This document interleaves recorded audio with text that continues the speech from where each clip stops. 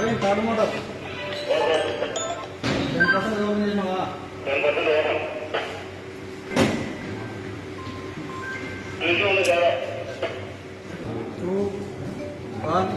No.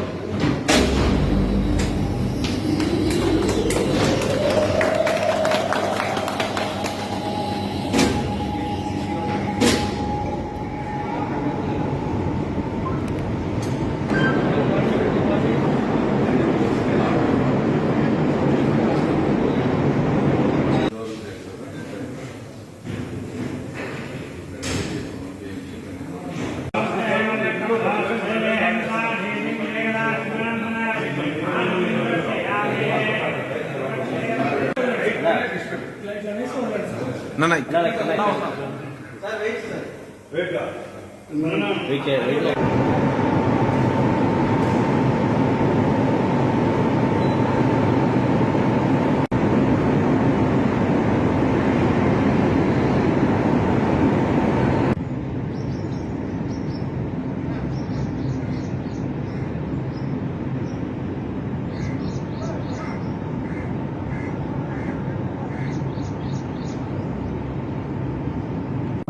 తర్వాత ముఖ్యంగా పులివెందుల నియోజకవర్గంలో ఉండే రెండు ప్రధాన డ్యామ్లు అయినటువంటి చిత్రావతి రిజర్వాయర్ కావచ్చు, అలాగే పైడిపాలెం కావచ్చు, అక్కడికి ఈరోజు గండికోట జలాశయం నుంచి కూడా పంపింగ్ స్టార్ట్ చేయడం జరుగుతూ ఉంది.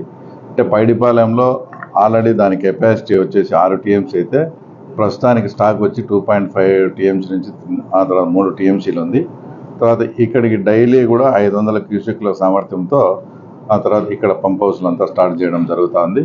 అలాగే చిత్రావతికి కూడా 1000 క్యూసెక్లు చొప్పున రోజు అక్కడ కూడా ఆల్రెడీ 2.5 నుంచి 3 టీఎంసీలు ఉన్నాయి.